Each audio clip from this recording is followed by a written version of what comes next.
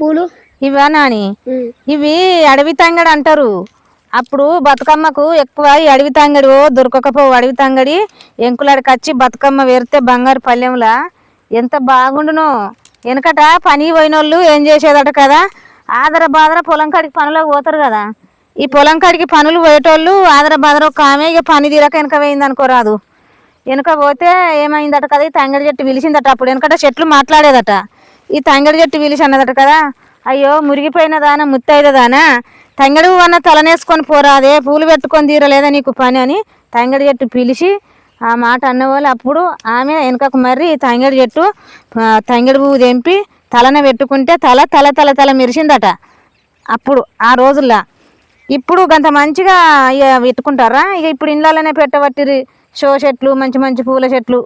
Friends అందరు లైకులు కొట్టుండి, share చేయండి. ఈ తంగడి చెట్టు, అడవి తంగడి చెట్టుకు ఇగో ఇంత అందమైన అర్థం ఉన్నది.